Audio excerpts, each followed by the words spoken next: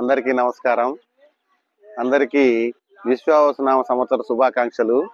ఈరోజు మనం శ్రీహరికోట ప్రాంతానికి రావడం జరిగింది. అయితే లోపలికి వెళ్ళడానికి పర్మిషన్ లేదు కాబట్టి అక్కడ ముందున్నటువంటి ఈ మోడల్స్ దగ్గర మాత్రమే తీసుకుంటూ ఉన్నాం.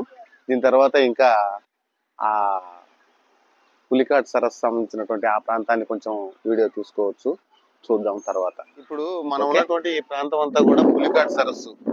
ఇది పక్షులకు ఆవాస కేంద్రంగా ఉండేటటువంటి ప్రాంతం ఇది. ఇక్కడ అక్కడ కనిపించేటటువంటి ఆ ట్యాంకు, ఆ చెట్లు అవన్నీ కనిపిస్తున్నటువంటి ఆ ప్రాంతం అంతా కూడా పూర్తిగా శ్రీహరికోట అంతరిక్ష కేంద్రం. అయితే ఈ ప్రాంతానికి వేరే ఇతర దేశాల నుంచి కూడా కొన్ని వేల కిలోమీటర్లు ప్రయాణం చేసి పక్షులు ఇక్కడికి వచ్చి పిల్లలతో పాటుగా మళ్ళా తిరిగి వెళ్ళిపోతాయని చెప్తూ ఉంటారు. అయితే వీటికి సంబంధించినటువంటి ప్రత్యేకంగా ఉన్నటువంటి నేలబట్టు అనేటటువంటి ఆ ప్రాంతము ఆ పక్షుల సంరక్షణ కేంద్రానికి సంబంధించినటువంటి దానిని సపరేట్ ఇంకొక వీడియోగా తీసి చూపిద్దాం. అయితే ఈ కనిపించేటటువంటి ఈ ప్రాంతం అంతా కూడా ఇది పులికాట్ సరస్సు ప్రాంతము. ఈ ప్రాంతం అంతా కూడా పూర్తిగా నీళ్లతో కూడుకొని ఉంటుంది. ఈ సైడు ఆ అంతరిక్ష కేంద్రానికి అవతల వైపు పూర్తిగా సముద్రం అనేది వస్తుంది.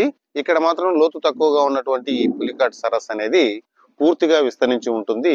ఇది దాదాపు ఆ సూళ్లూరుపేటకు ఒక 14-15 కిలోమీటర్ల దూరం వరకు పూర్తి అటువైపు ఇటువైపు నీరు, మధ్యలో రోడ్డు మాత్రమే ఉంటుంది ఈ షార్ కేంద్రానికి.